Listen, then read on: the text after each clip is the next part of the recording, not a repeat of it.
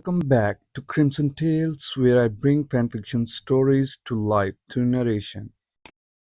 This fanfiction story, Harry Potter, Lycan, is written by author Legendary Chaos. Now let's start the video. Inside the private room, the steam rose from the bath as two different bodies were sat in the large tub. A sigh came from the two as they relaxed in the hot water, which currently functions similar to a hot tub.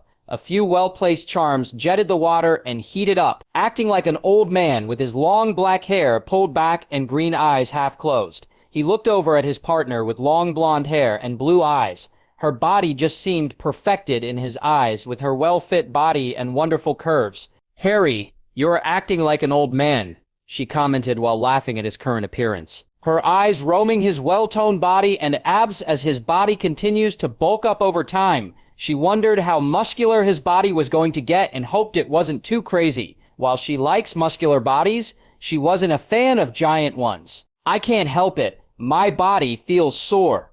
Without even a moment of hesitation, Daphne asked, "Your body or your waist?" Harry ran his hand through her damp hair. He watched as she slept soundly, and with a well-satisfied smile, a smile soon took place on his lips as he gave her a small peck on her cheek. "Sleep well, love," he whispered. While he knew it wasn't fair to her as he didn't spend as much time as he probably should, Harry treasured the time he did spend with her and promised himself to show he still cared with the smaller stuff. Pulling out a few magazines, it showed an older Daphne modeling on the cover. "It took maximum effort to make these, so I hope you like them," Harry whispered more to himself than Daphne. She did tend to look after his two new familiar Fenrir and Stormy, both which act like children as Stormy follows Hedwig around like she is his mother, and Fenrir harasses the castle elves by eating anything free in the kitchen. "Good night," Harry said as he tucked himself in. Tomorrow was the day he gets to play with a dragon.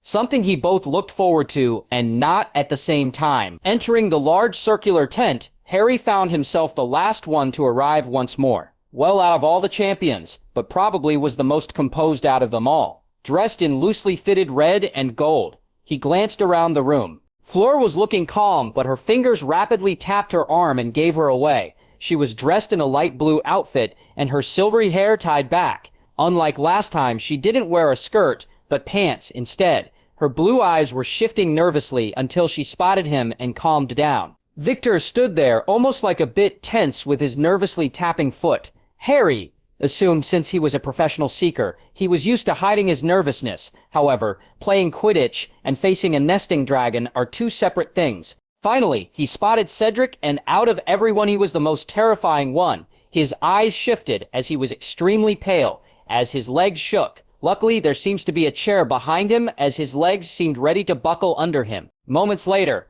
Dumbledore stepped into the tent with a man holding a brown bag. The bag looked mostly unassuming, but he could see something wagging the bag inside the bag, while he knew it was the model dragons, as did Fleur. Victor and Cedric looked at the bag like it was a bag of horrors. "Good afternoon, champions," Dumbledore greeted cheerfully. The first round of the Cell Games. The first task of the Triwizard." While Harry and Fleur were the only ones who knew what the Cell Games were as the others looked confused. They knew Dumbledore was trying to break the tension and it seemed to work for the moment. "As you all without a doubt are aware, your first task involves dragons." Cedric seemed to pale a bit more as if this was the first he was hearing of it. "Didn't I ask Jess to tell him?" Harry thought before he remembered a small detail that may be the cause. Oh yeah, maybe asking for a favor during sexy time was bad timing. Continuing on, as he didn't see Cedric's reaction, Dumble began explaining the task. "For this task, you will be facing a nesting dragon. Your goal is to grab the golden egg inside their nests by any means. Be warned, though, that a nesting dragon is highly unpredictable." Stepping forward, the man who held the bag handed it off to Dumbledore before leaving. Why the man even appeared was beyond Harry and even the headmaster. However, they soon discovered why, as he sent one more glance back toward Fleur. Once he swung his hips a few times, Harry was ready to step on him with his paw. "No one can screw my lovers but me." Harry's voice sounded more like a growl as he wondered if he should track the man down later. "Shall we get to drawing?" "Ladies first." Dumbledore opened the bag. Stepping forward, Fleur reached her hand into the bag and pulled out the common Welsh green once more. A smile formed on her lips as she prepared for her revenge, as it burnt her skirt last time around. Following her were Victor and Cedric, who drew the same dragons as last time. Finally, Harry stepped forward and pulled out a very familiar dragon, the Hungarian Horntail, the small model of the dragon with its red golden-tinted scales and its spiky head and tail. Letting out a small breath, a small stream of fire appeared but didn't contain any heat or burn his skin. Now, knowing he will face it once more, Harry wonders how he should go about it. Summoning a broom again could work, but he wanted to try something else. The thought of using his familiars crossed his mind, but he'd rather not put them in harm's way. I could transform, but I'd rather it be on a more special occasion. I guess I could use that, Harry thought as he stepped back in line. Please enter the arena once your name is called. I wish you all the best of luck. Dumbledore smiled as he walked out of the tent. After 10 quiet minutes, Cedric's name was called, and the three watched him robotically walk out of the tent. While the crowd chanted his name, the three were somewhat curious on what he was going to do. After some screams of the crowd like they were watching fireworks, the signal for the end appeared. So how do you think he did? Fleur asked. He's alive, so not too bad, Harry guessed. Snorting at them, Victor chose to remain silent. He was focused on thinking of his game plan or calming his nerves. Well, I guess I am next. Fleur stood up as her name was called. Like last time around, she chose to put the dragon asleep, but instead of going straight for the egg, she began adding a wide variety of markings to the dragon scales, some of which the older students had to shield the younger's eyes from. Finally, after what she deemed enough, she grabbed the egg and got out without a single scratch on her. When Victor turns began, it went very similar to last time, with half his eggs getting smashed, which seemed to make the dragon handlers more upset than anyone else. Well, until they were told after the task was completed, they were fake eggs. Finally, Harry's turn appeared, and he strolled out into the arena. There he met a very familiar dragon that instantly shot flames at him. Ducking behind a few rocks, he pulled out his grayscale wand. Accio, Teddy, he whispered. From the castle, a silver mechanical dragon came flying out, crashing in the dirt next to him. Harry remembers he forgot to make a core for it over summer. However, he didn't have the time or the resources currently to make a new one. Thinking quickly as he lifted the metal statue, he ran behind some new rocks. Placing his wand at the core, he channeled his magic into it, hoping it jump-started it for a little while. Feeling a large drain on his magic, Harry was panting slightly as he just used more magic than many witches and wizards were capable of using, coming to life as its eyes glowed. Harry didn't stop there and chanted a spell quickly, using the engorgement charm. Teddy rapidly expanded to a similar size to the Horntail. Standing below it, Harry admired his craftsmanship for a few moments before directing his dragon. With a violent crash, the flesh and metal clashed as the two dragons began fighting it out. As Teddy tore a deep gash into the Horntail side, Harry ran beside the two titans and grabbed his egg. Running out of the arena, he watched as Teddy soon lost power, as scratches and dents filled his body. Harry summoned the rapidly shrinking dragon back to him as the challenge was complete. As he entered the hospital tent, he heard the crowd burst into cheers. The only ones who weren't cheering were the ones that wanted him to tail, and Madame Pomfrey. Dragons? Why dragons? She grumbled, checking him over. Wrong type of dragon, if you ask me. Fleur whispers cheekily. I will show you my dragon if you will show me your cave. Harry replied with a wink. Mr. Potter, I will pretend I didn't hear that. Madame Pomfrey interrupted. In the end, the scores put Harry leading and followed by Fleur, who lost points due to her stunt. Just a couple points behind her was Victor and Cedric, who tied for points. A few weeks after the first task, the weather grew colder around Hogwarts. The snow began to blanket the ground around the castle, which drove mostly first years and French students mad with the cold. Moving inside the castle kitchen, the scene of a black-haired teen with green eyes could be seen moving around the counters. Watching him were a group of grumbling house elves and a drunk elf on a butterbeer. Truthfully, Harry forgot about the elf and felt slightly bad for her, but there was not much he could do for her. If I remember correctly, she gets over her addiction to butterbeer in the future, but not the Crouch family, Harry thought before ignoring the elf. In front of him, he was grilling up a few pieces of steak alongside some mushrooms and onion, throwing some seasoning and a touch of lemon for his. He was no professional chef by any means. However, a nice smell filled his nose as he hummed as he paid attention to the meat. Behind him, Susan was watching him cook with a slightly bored expression. While it can't be helped, as he has been making a few different dishes for the last hour after all. It's nearly done, and besides, it's nice to do something else once in a while, Harry replied. Truthfully, every time he hangs out with Susan for their time together, it always either ends up in a bed or a closet if she feels adventurous. So to change it up slightly, he decided to bring her to the kitchen to cook. Sadly, he didn't count on the fact she didn't have much of an interest in cooking, so she just watched. I guess it makes sense, Harry thought as it proved to himself and others he wasn't perfect. Harry, our time is the only time I can let loose. Do you know how draining it is to keep up a facade around everyone? Susan complained. It feels like I can't be myself even around my friends. I'm sure they would accept you even if you didn't pretend. Your true friends, that is. Harry commented before grinning. They would just think of you as a pervert. I know, but it might come back and trouble my aunt. Susan sighed. Placing the plates down in front of her, Harry gave her a sympathy smile. He knew how troublesome the job is, and how an image can play a big role. Not only did he need to manage the force, but also keep the public image up. So not only him, but his family were a little bit. Though with my fame, even without the job, they were already under the public eye, Harry thought. So why did you bring me to the kitchen? Susan asked. Harry shot a quick glance down at the food before looking back at her. His eyes clearly converged. The message, did you really just ask? Lefty eye. Well, I better get back as I agreed to study with Hannah. I will see you later. Susan gave him a quick peck before leaving the room. Watching her leave, Harry had a stray thought enter his mind.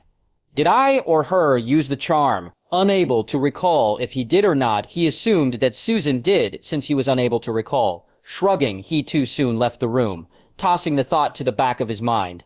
Inside the Transfiguration classroom, while class began wrapping up, Professor McGonagall stood at the front of the classroom in her emerald green robe and her graying hair tied up. I have something to say to you all. The Yule Ball is approaching, a traditional part of the Triwizard Tournament and an opportunity for us to socialize with our foreign guests. Now, the ball will be open only to 4th years and above, although you may invite a younger student if you wish. While he knew this was coming, Harry discovered a problem.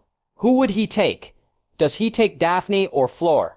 There are also Luna and Susan that are an option, not to mention Katie, so he found himself groaning with the others, who were distressed on who to ask. Oh, and Harry, please stay behind for a moment after class, Professor McGonagall said before continuing on. When class finally ended, Harry silently listened to him, having to find a dance partner to open the ball. He didn't protest like last time, nor whine about not having confidence in finding one. In fact, he has the issue of having too many to choose from, which he didn't feel like sharing with her. I hope Daphne has an idea on what to do, Harry thought to himself. In truth, Daphne did have a few plans, but he wasn't much of a fan to a few of them. He managed to track her down inside the library. She was currently finishing up her potion essay that was assigned to her. Well, Harry, I see you have a few options. The first, you can just take everyone and basically announce you have a harem, Daphne said. I rather not.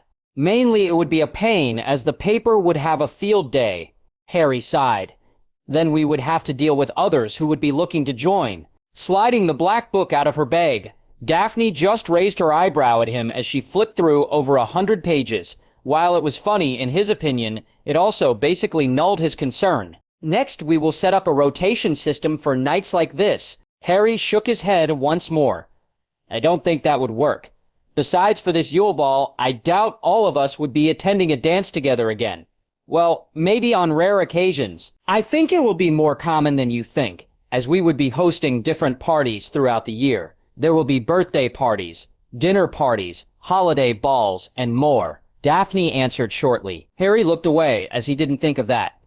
Now he thought about it. It was a silly thing, but he already said no, for the time being, so it left him a bit stumped on what to do next. After breaking the news to the rest of the girls, besides Luna, most were grumpy at having to find a friend to go with, while the lovely Ravenclaw blonde just left it up to chance. If an older student asked her or not, the others had swallowed a bitter pill of being someone else's date. By the end of the week, they all managed to find a date to the Yule Ball. They were all beautiful women after all. How many will end up getting cursed or bones broken?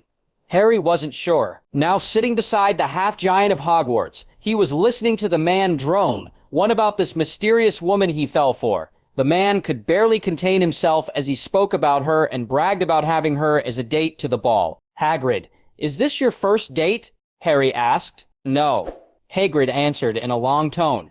Just one in a long while. Harry just slowly blinked at Hagrid. Not really believing him, however, will accept it. Do you want me to be your wingman so you can get a second date? Bursting out laughing, Hagrid shook his head. You should just enjoy yourself, Harry. If you say so, Hagrid. While Harry was chatting with the groundskeeper, inside the castle, Fenrir and Stormy were playing under the watchful eye of Daphne and Hedwig. The sight of a wolf that was large as a golden retriever playing with a large blue bird was unique for first-timers. However, it was a common sight among the bonded. Fenrir, Daphne sighed. You know better than to put your paws on the table. Stormy, don't tease him either, or you will be put into your cage. With a slight pout from both, she watched the two running in circles as they played tag. Inside a well-lit room, where hundreds of fairies were hidden in the bushes and decorations, a mixture of magical and muggle Christmas was oddly well mixed together. Hundreds of bodies were merrily chatting together, or, well, most of them. A few boys who didn't manage to find a date of their liking, or their dates ignoring them. A good example of this was Fleur Date, who starred hostile at Harry. Like last time around, Fleur brought Roger Davies. However, she gave him minimum polite attention as she chatted with Harry and Daphne. Also, much to Professor McGonagall's disagreement, Katie brought Luna as her date. It was more out of fun than anything, something that a few got a laugh out of, seeing the normal stern professor out of her element. As for Susan, she just brought along a random Hufflepuff that Harry didn't recognize. What shall I have for dinner? Daphne hummed to herself as she looked at the menu. From a fairly wide variety of dishes available, some didn't sound appetizing or really appropriate for the Yule Ball. Looking over the dishes, Harry hopped onto a simple grilled steak with a small salad with fried mushrooms. Really? He heard Daphne say as the food appeared before him. What's wrong with it? Harry asked. You forgot your dressing, she said sarcastically. Didn't you recently eat steak with Susan? Nodding as he didn't really see her point as he liked steak. It was also one of the less messy meat dishes on the menu, or sandwich, so he didn't see the issue was about eating it. Harry, didn't you eat steak yesterday also? Fleur asked. I eat a lot of prime meat every day yet. You don't complain about that. Harry answered. Of course, what he meant by prime meat were the females he was graced with, something that wasn't lost on either of the girls. This and that is different, Daphne sighed. You've been sighing a lot lately, Daphne, Fleur asked with a bit of concern. Yeah, just caught a small cold. Fleur didn't look like she believed her, but let it go. It wasn't really the venue to interrogate her. However, the two shared a quick eye conversation which basically said they will bring it up later. After finishing their meal, it was time for the champions to open up the dance. Grabbing hold of Daphne, Harry ended up taking the lead. For some reason, Daphne seemed to be distracted by something. It is quite lucky it isn't a full moon, Harry said as they spun around the dance floor, laughing at his bad joke. Harry, that was really bad, but please tell me what's really on your mind. Well, that should be obvious, Harry said scarcely as he looked into her eyes. So what's on your mind? The future. What it's going to be like after we leave here? Daphne whispered softly. Things will be different this time around. The past shaped us, Harry, but now the one that dated is gone and a new one took its place. Laughing lightly at her worries, the future can be anything we want, really. Didn't you plan on starting a business? As for our past, it's all right if changes and it might be for the better. Not everyone gets a second chance. So don't worry about it and enjoy life with me. Yeah, you're right. Daphne answered. I don't intend to start my business right away either. Then don't, Harry answered. We aren't hurting for money. So it wouldn't matter if you start one now or wait a few years. After all, we have all the time in the world. Smiling, Daphne just nodded as she rested her head on his shoulder for the rest of their dance. As the night wore on, she watched him dance with the other girls, but would dance with her a couple more times.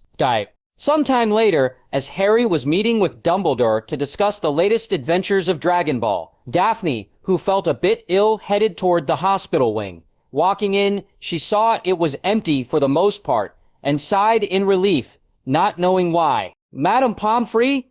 Daphne called out to get an answer from the office. What can I do for you? Madame Pomfrey asked, stepping out. I've been feeling ill since morning. Frowning a bit, Madame Pomfrey had her step into her office and sat on a stool. Scanning her wand over Daphne a few times, her frown didn't leave. Feeling a bit scared at the result, she couldn't have a deadly disease, could she? Was it her family blood curse? While she got lucky last time without it activating, did it become active this time? You were planning on graduating Hogwarts this year, weren't you? Pomfrey asked. Yes, alongside Harry. What does that have to do with this? Well, that good, Pomfrey said. You should know that magic isn't all-powerful. As such, mishaps tend to happen. Nodding as she knew there were limits within magic, but still didn't know what was going on. The anti-conception charm, while has better prevention than muggles, there are cases it doesn't work, Pomfrey said. You don't mean? Yes, dear, Pomfrey said slowly. You're pregnant. Daphne let out a breath of relief. It wasn't her family curse before fainting at the news. Inside a castle with over 1,000 years of history, screams and explosions could be heard as a teen with black hair and green eyes being the cause. Behind him was a blonde-haired girl with a glowing wand as she fired a magnitude of spells at him. Some he was pretty sure were slightly lethal as a chunk of stone blew out of the wall. Can we calmly talk about this? Whatever I did, Harry called out. Instead of earning a vocal response, he found a sword wedged into the wall. Its blade had a slight shine to it as he felt it look familiar. Upon closer inspection, it was the Gryffindor sword and radiate with magic. How did she get her hands on this? Harry wondered as he felt lucky it wasn't soaked in basilisk venom. While he didn't have long to think about this as another wave of spells flew his way, Harry ran, leaving the sword wedged into the wall. He was sure it would be a funny tale to tell how they found the sword, thought to be lost centuries ago. Due to the intensity and all-around chaos, many students tried to get out of the way. Not even the 7th years dared to interfere, mainly because some of them couldn't identify what spells were being used. Stop! What have you done now, Potter?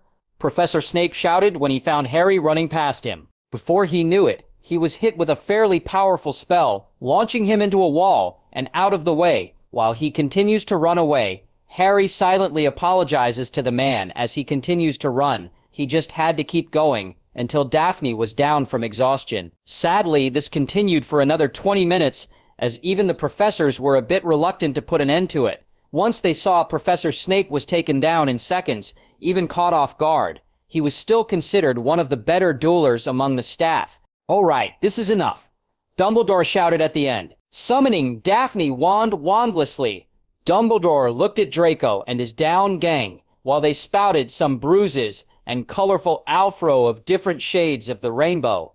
They should be fine after getting checked over by Poppy. Why don't you two join me in my office?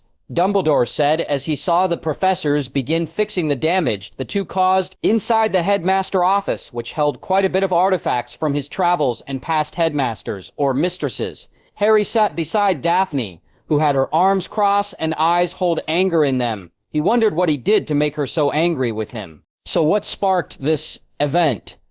Dumbledore asked, but appeared like he already knew. I asked, but I got the Gryffindor sword thrown at me. Harry shrugged. Yeah, I saw that. I will need you to take a look at it, Harry, after we are done here. Currently, we can't move the sword, Dumbledore commented lightly. Now, Daphne, why don't you explain? Harry, I love and hate you right now. Daphne whispered lightly. When we talked about having children later, I actually assumed it would be later in life, nodding as he has been brought up a few times in the past. If it was one of the older bondmates, I wouldn't have minded this as much, Daphne continued as her voice slowly got more menacing. However, I didn't think that I would be years older than my first child. A slight shock ran through Harry's body as he processed the information. Once it did, he smiled brightly as he hugged her. Harry, I'm glad you're happy, but you are in trouble.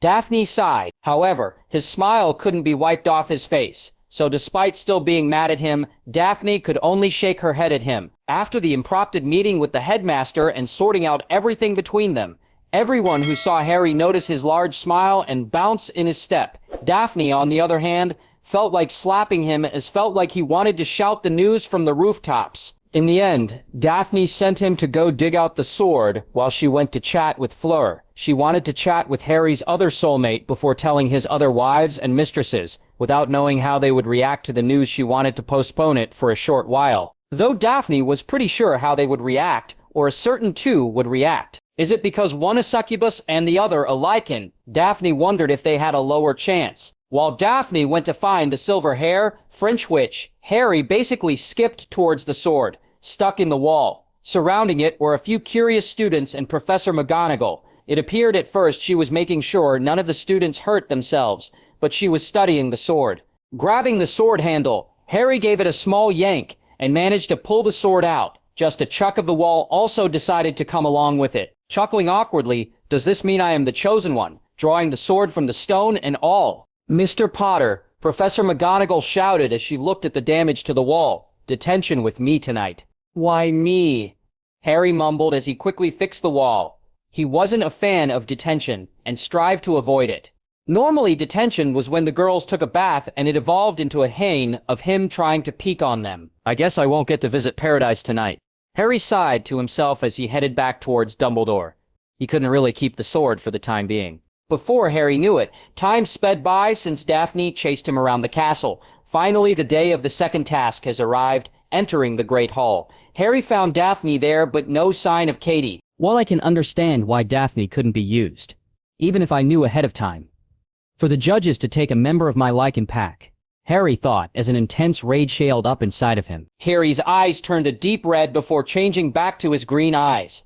Taking a seat at the Gryffindor, he grumbled as he ate. By the time he finished, the closest student was 3 seats away. "Do you think Harry is going to be fine?"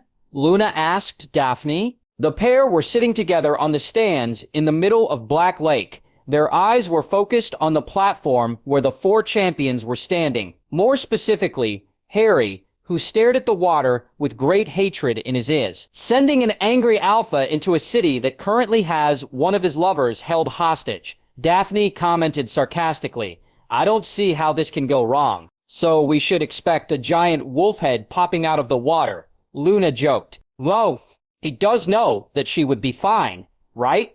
No need to scare the audience," Luna said. "I thought he said he would be fine." Daphne just shrugged her shoulders.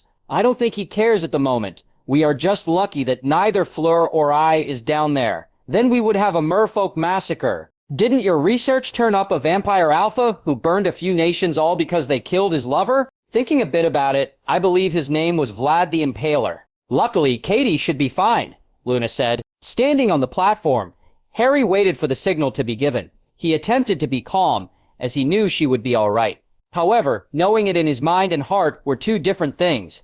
Next to him, Fleur was grumbling curses under her breath, as stared daggers up at her headmistress. It appeared despite some protests, she still stuck little Gabrielle under the lake, which now has Fleur wanting to curse the headmistress, but was unsure what to go with. Victor, on the other hand, was probably the most calm out of everyone. He wasn't angry or looking to curse his headmaster. He stood there, focused on the task on hand. Sadly, the same can't be said.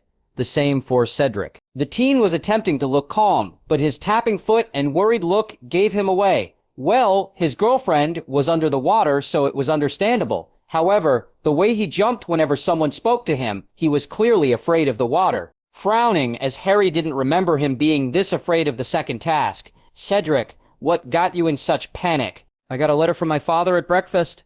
It was sort of last minute, but he said that the ministry imported a few creatures for this tasks. He didn't mention what kind, but they were all XXXX, Cedric said. After hearing his words, Harry just stared at him for a few moments, unnerving the teen even more. "Are the ones under the lake safe?" "They should be."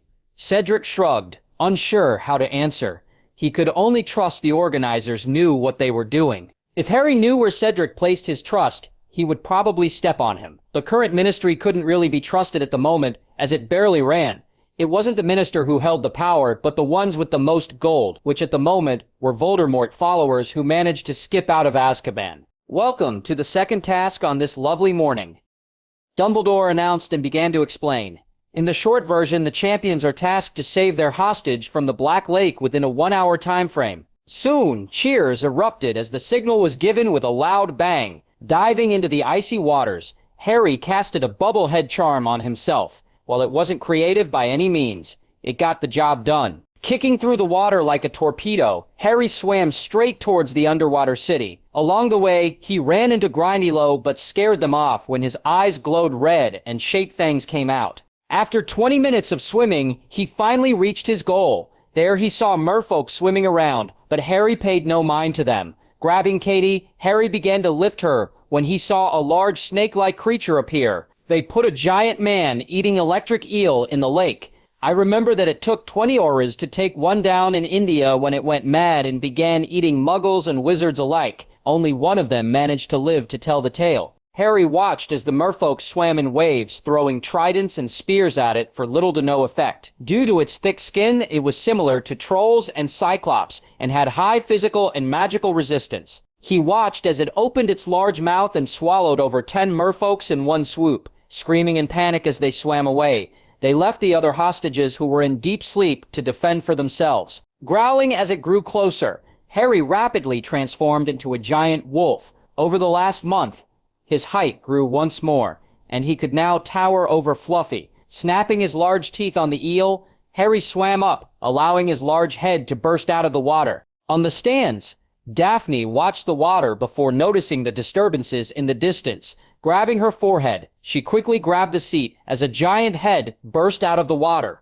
Screams soon erupted from everyone as they saw a giant red-eye wolf with a large electric eel in its mouth. I called it. She shook her head. Finally, when the task finished, Harry was in the lead with Fleur barely hanging on to second place. Right behind her was Victor, who came in second, mainly due to his half-transfiguration spell. Cedric, on the other hand, had locked himself into last place due to failing and needing rescue. It would seem he was taken hostage by sirens they imported from Greece, a species known for capturing men to breed with before eating them. As for Harry's shocking performance, Dumbledore managed to smooth things over. He explained that he and Harry have been researching some ancient spells, while never stating from where or age. He just said it would allow one to expand their animagus forms. Only a few casted him a doubtful look, but the majority believed him, which left Harry's secret safe. Time flowed by since the second task, and Harry Potter found himself bored out of his mind. Since the second task ended, he has just been reading some ancient or very aged rare tomes, some which probably would be banned by the Ministry if they knew about them.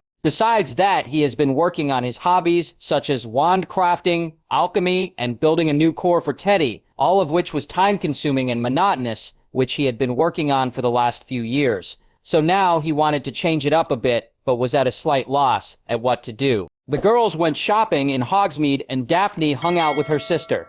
Harry thought as he grumbled as he placed his head on the desk. He was currently in a messy room, which he and Dumbledore modified from an empty classroom. Since his experiments and hobbies began to take up more and more room, Dumbledore thought it would be fine for him to use an unused classroom to conduct them in. However, due to some of his notes and tomes he has scattered around being slightly dangerous for students, the two ended up using an entire weekend warding and adding security measures to keep others out when neither were inside. Something that was probably overkill, but they had fun doing it. Turning his head, his green eyes landed on a woman with bubblegum hair. Her dark eyes turned green to match his own as she closed the door behind her. A smile soon formed on his lips. As eyes were leveled, Dumbledore said, "You will be here." Nymphadora smiled at him. "So are you becoming some mad scientists? Experimenting on some poor helpless mice?" Laughing as his boredom rapidly melted away. "It's nice to see you again, Nymphadora." "Don't call me that," she grumbled as she knew he wouldn't listen, similar to her mother. "Fine, Dora. What brings you here? Shouldn't it be one of your rare days off?" Harry asked. Due to catching Rita, which has been a pain in most of the higher-ups for years, she was promoted and given a raise for removing the bug, so she was pretty busy adjusting and worked to the bone once again. But was the... In the Slytherin common room, Daphne, who was reading a book, rubbed her stomach. "I feel like I missed out on something good." Immortal or not, time waits for no one, as it moves on unhurried. Since before Harry knew it, the night of the third task had arrived. Standing before that was Maze, grown on the Quidditch field. As the spectators lined the stands, a single thought ran through Harry's mind. Would it be wrong to just step on everything? Since his scene of popping out of the lake with the eel, a few students came to him wanting to learn on becoming an animagus. It was only after he said it would take dedication and a lot of time to learn They gave a wry smile and said never mind. As for why he thought of this, he truthfully just wanted to get this over with quickly. It would lessen the chance by some miracle of the other champion reaching the trophy first, which somehow has been turned into a portkey once more. It might be Peter doing, Harry theorized, while he watched the entrance, where growls and various noises echo out. Dumbledore was once more running over the rules as well, recapping, after nearly 10 minutes of waiting for the speech to be over, the final task has begun. With a loud bang from the cannon, Harry took off into the maze, sprinting through the habitats from various deadly creatures that want to harm him. He soon had a herd of random beasts chasing after him. Is it me, or did they add more beasts this time around? He thought as he ran. Up in the judges stands Dumbledore frowned at seeing Harry being chased by a magnitude of creatures. Turning to the others, he couldn't help but ask a question, barely containing his anger. Who was in charge of wards and charms for the maze? He asked. By the crackling magic around him, it was clearly he was furious, even if his voice didn't hold it. After all, this didn't affect the three schools, but their magic community, since not only had they put a champion in unnecessary danger, but the audience, all because they lack or plan to help their champions. Someone must have tampered with them. Igor sneered. It must be only for him. Look at the other champions. Looking down at the maze, they all saw the champions running through the maze. Most solved the beasts before moving on. When they ran on, however, it didn't stop Dumbledore's anger, since most were chasing after Harry. I'm glad for your confidence in your skills. You can help the cleanup crews then, Dumbledore ordered as he watched the drumstring headmaster pale a bit. After watching for a few more minutes and watching Cedric send a flare-up, somehow the team managed to get surrounded by Harry's followers. Something that most judges found impressive and dumbfounding. After all, he began firing spells at a few that weren't paying attention to him and alerting the others. Do you think the cup malfunctioned? Headmistress Maxime asked. I think it's the nerves. Dumbledore commented lightly, but had similar thoughts from what Harry told him last time around. Cedric actually did pretty good. However, against two time travelers and a pro seeker, he'd very lacking.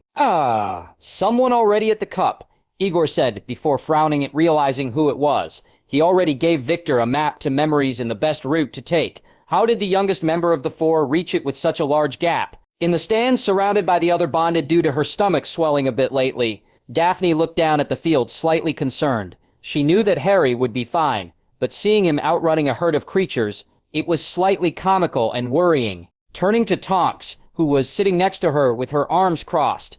Despite her best effort over the last few months, she couldn't achieve her goal. It seemed at the beginning of the year, her mother gave her a potion to prevent this for 2 years. I'm sure he will be fine. Daphne said mostly to herself, he is Harry. Nothing will kill him unless he allows it. Luna commented cheekily. Yeah, if he gets in trouble, he would just step on it. Susan added Harry's new catchphrase. If it can't be solved easily, step on it. Rolling her eyes at the comment. Daphne could only shake her head as she was slightly worried for the future. She could totally see Harry stepping on a building in the future, crushing everyone inside. This little one, please don't be like him, Daphne said as she rubbed her stomach. He's already at the cup. Running towards the Wizarding Cup, Harry was slightly surprised at finding it so fast. While he had a general idea where it was, he thought it would take a bit more time. Taking a few seconds to think about it, it sort of made sense since he nearly spirited through the whole maze. Grabbing the handle, he felt a familiar tugging feeling. With a small pop, he vanished from the maze. Much to audience shock, a panic soon fell across as they realized this wasn't planned, as the organizers were scurrying about on how to fix this. Landing on a soft ground filled with life instead of the dreadful graveyard, he looked around to find himself surrounded by a few hundred wizards and witches with black robes and skull masks. Well, hello there. Standing at the front without a mask, he saw a middle-aged man with graying black hair and blood-red eyes. His skin was very pale, almost dead, as he talked in a venomous voice full of hatred. Harry Potter. You're... Harry asked, clearly knowing already, due to the amount of Death Eaters. Who else would Death Eaters follow besides the warlord known as Voldemort? I am Lord Voldemort. Blinking as he looked at the man. It was very different from his snake-like appearance from last time around. He actually had a nose this time, and hair, In fact, he was above average in looks. He judged. Harry Potter, Voldemort said with great venom in his voice. Today, the wizarding world will witness my rise to power once more, on your dead body. Looking around, Harry noticed that besides the Death Eaters who were still locked up, most of the past ones were there. Well, he assumed so, as he couldn't actually tell with their cloaks and masks. It was truthfully a bit creepy having a few hundred of variety sizes wearing the same thing staring at him. Where do your confidences come from? Harry asked as he began stretching. Also, why do you always wait until the end of the school year? Looking around him, Voldemort raised his hands as the clouds began to reveal a large white orb in the sky. As the moon rays began to descend onto the field, Harry could only shake his head. It's a shame. One advantage Voldemort thought he had was more in Harry's favor. You're not going to face me yourself? Harry asked, since he knew Voldemort would never pass up the chance. Not this time, Potter, Voldemort answered. Snapping a simple bone-crushing hex at him, Harry watched Voldemort deflected with minimal effort, hitting a Death Eater who was behind him and caught unaware. A loud pitched scream was heard as she crumbled to the floor in pain, popping away as a green beam was heading towards her. She barely escaped the killing curse. With a flick of his wrist, Harry snapped a few more spells at him, grinning as he was having some fun with Voldemort as sweat began to pour down the man's forehead. Unlike last time, it seems Voldemort was very limited on his magic this time around. Only this short magic was coming to an end, as the full moon came out in full. Shouts of pain and howls filled the field as a majority of the bystanders began to transform, growing tall with long thin arms and legs as pots of fur spotted out of them. Hundreds of werewolves appeared with a few Death Eaters popping away in fright. It's a shame this has to come to an end, Harry said as a surge of energy ran through his body. Harry's green eyes turned red as his body began to grow. His clothes began to tear as they stretched beyond their limits.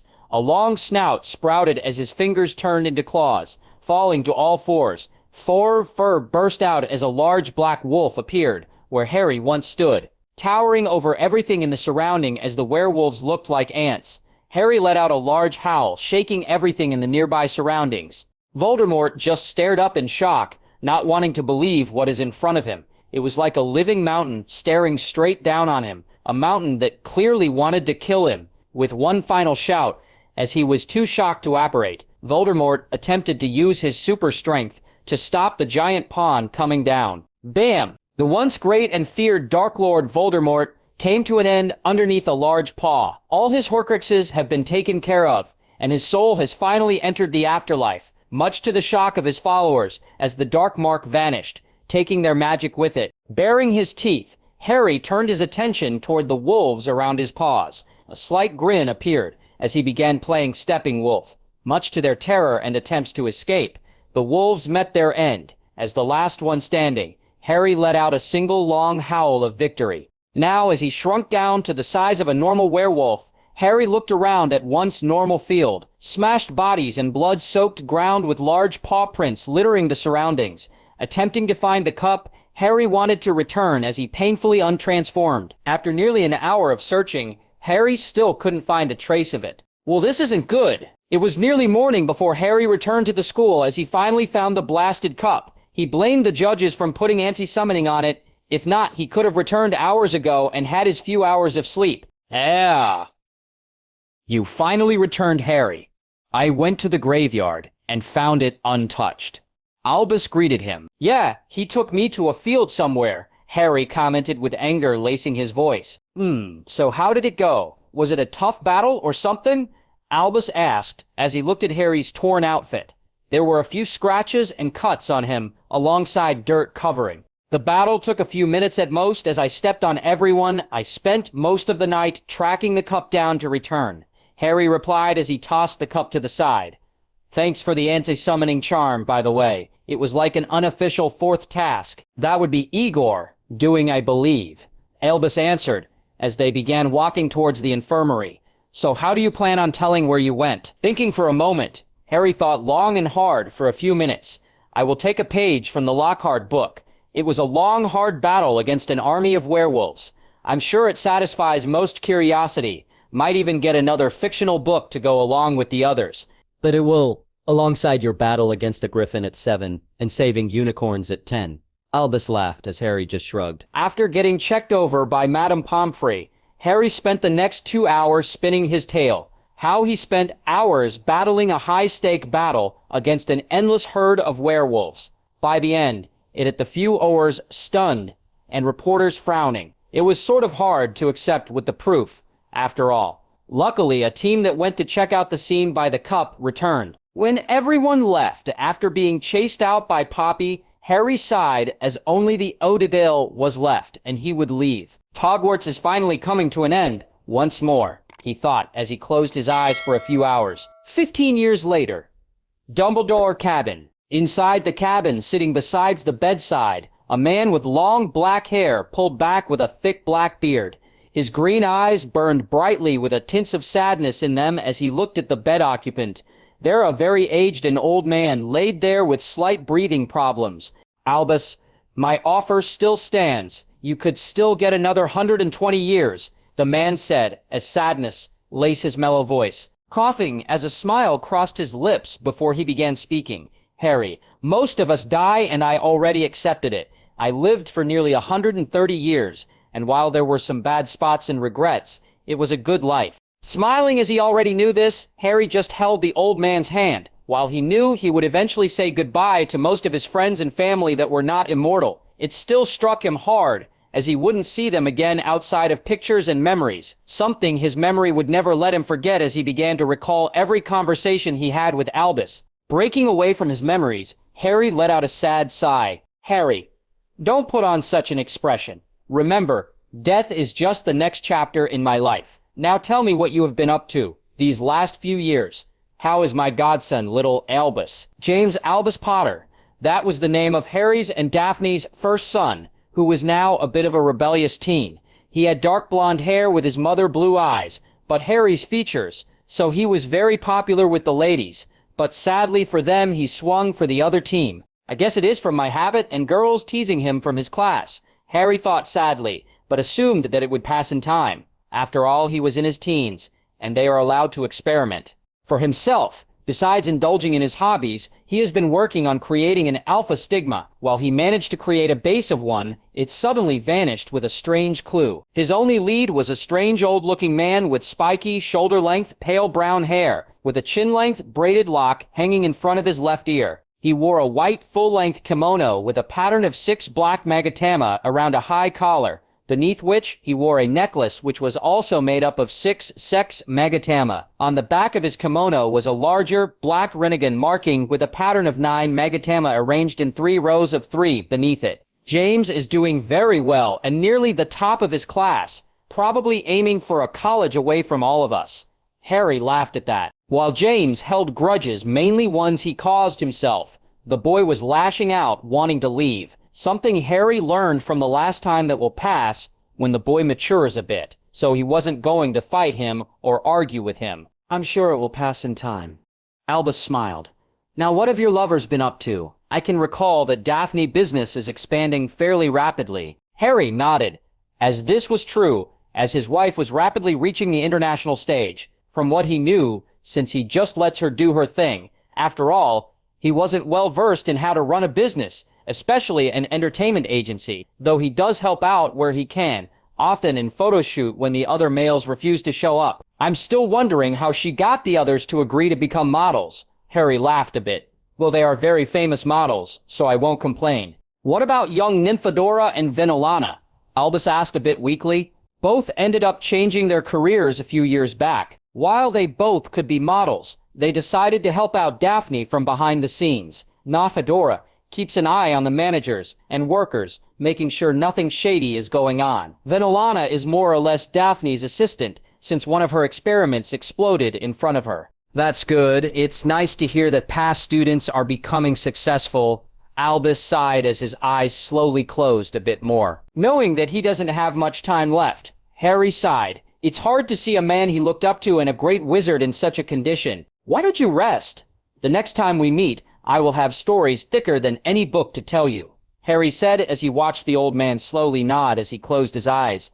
In the next 10 minutes, a few tears ran down his cheek as the former headmaster passed on. Similar to his last funeral, Harry watched as Fox flew into the distance. Hundreds appeared to pay their respects to a man who spent decades shaping the future. Even a few that disliked him even appeared for a short time before departing soon after. Standing near his wives and children, Harry watched as everyone soon left, leaving them to be the last. Is Dad going to be all right? James asked. Despite his rebel attitude, he still cared for his father quite a bit. He will be fine. He's just lost a long-time friend. Daphne whispered, as she alongside the other began heading home, leaving Harry alone. Did I ever tell you the time the two organ seed a Candy Run? From Schreier, Harry's first adopted wolf son, sat beside him as Stormy the Blue Phoenix landed on his shoulder. For the last time, Harry ran his fingers over the coffin before whispering something and turning to leave. Until we meet again, my friend. Thanks for listening. Don't forget to like, share, and subscribe for more fanfiction. See you next time.